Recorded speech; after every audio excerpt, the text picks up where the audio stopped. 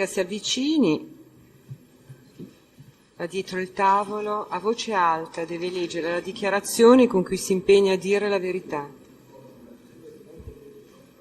Consapevole della responsabilità morale e giuridica che assumo con la mia deposizione, mi impegno a dire tutta la verità e a non nascondere nulla di quanto è a mia conoscenza. Si accomodi pure, lei è la dottoressa Giovanna Forino.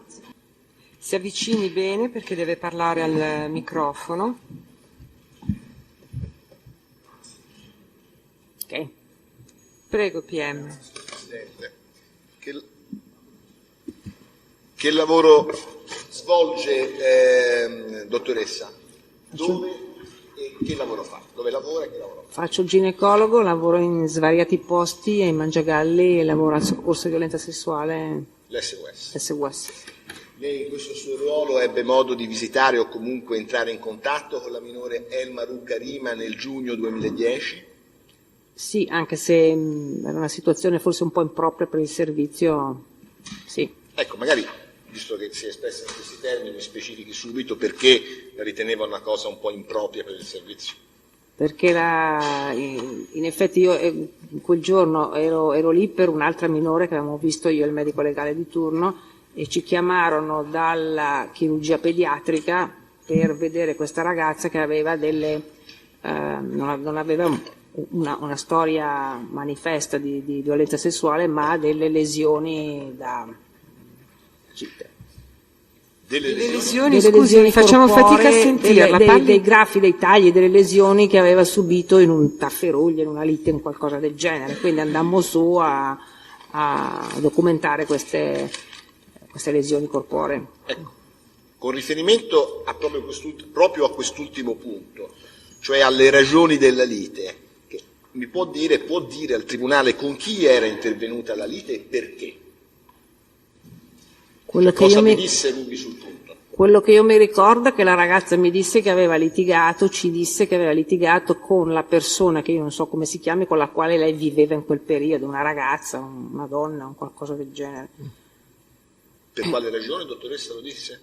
Se lo ricorda? E io questo con precisione non riesco a dirglielo, mi ricordo solo il particolare che aveva, mi ricordo che mi disse che aveva subito delle lesioni con un mocio, con uno di quegli attrezzi per pulire la casa, eccetera. Lei è stata sentita il 29/11/2010 dai pubblici ministeri, sottoscritto dottoressa Boccassini, e ha dichiarato: domanda, lei ricorda se la minore abbia riferito circostanze attinenti alla vita con la sua coinquilina? Se non ricordo male, la minore disse che la persona che l'aveva aggredita l'aveva percossa perché la minore non si voleva prostituire. Io non riesco a ricordarmelo. Io quello che mi ricordo è che la ragazza era arrabbiata, era disturbata.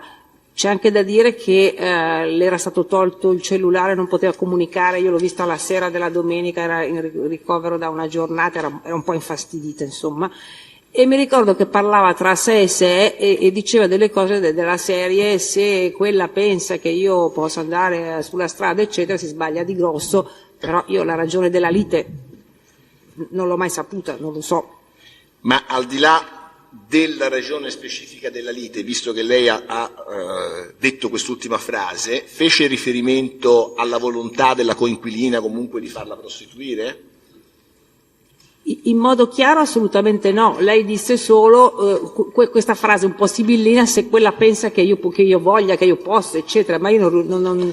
Beh, lei prima ha detto andare sulla strada, no? Ha detto che tanto sibillina non mi sembra, la frase è testuale o no? Oppure è una sua reinterpretazione a distanza di tempo? No, io non riesco a ricordarmi le parole della ragazza assolutamente, mi ricordo il concetto ma non riesco assolutamente a dire se era una frase del tipo io sono arrabbiata e quindi tiro fuori una qualsiasi invettiva, o se poteva esserci un retroterra reale, non l'ho mai appurato, non lo so.